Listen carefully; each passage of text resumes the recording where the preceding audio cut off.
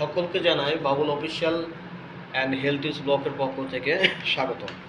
আজকে আমরা যে বিষয়টা আলোচনা করব সেটা হচ্ছে তুস্কা প্লাস। এখন জানি যে এখন যে সিজন জ্বর সর্দি কাশি, এই মুহূর্তে তুস্কা প্লাস সিরাপটি খুবই উপকারী।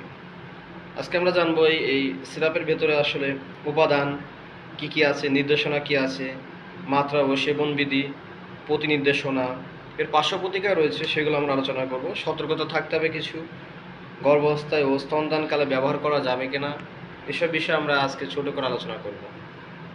তা আমরা দেখতে পাচ্ছি যে তুস্কা প্লাস একটি সিরাপ, এটি 5 মিলি সিরাপে আছে ওয়াইফেনেসিস বিপি 100 মিলিগ্রাম।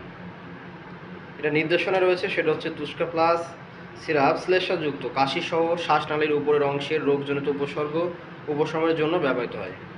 এটার নিজস্ব মাত্রা ও সেবনবিধি রয়েছে, সেটা কি 12 বছর এবং তত ঊর্ধ্ব 10 মিলি দিনে 4 বার করে এটা খেতে হবে।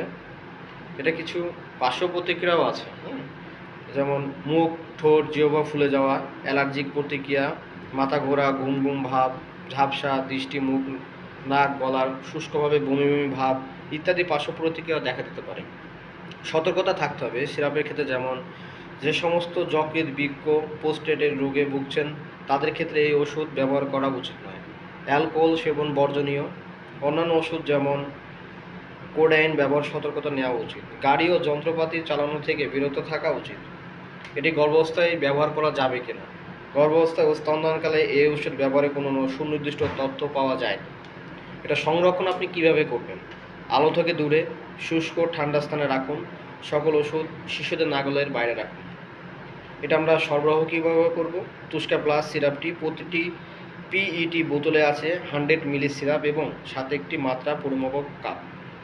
তা আমরা জানতে পারলাম যে আসলে তুস্কা সিরাপ থেকে আসলে কি কি নির্দেশনা রয়েছে, কি কি উপাদান রয়েছে, কিভাবে ব্যবহার করব, পার্শ্ব প্রতিক্রিয়া কী রয়েছে, গর্ভাবস্থায় এটি ব্যবহার করা যাবে কিনা। যদি ভিডিওটা সবার ভালো লেগে থাকে একটু সাবস্ক্রাইব এবং শেয়ার করবেন। সকলকে ধন্যবাদ।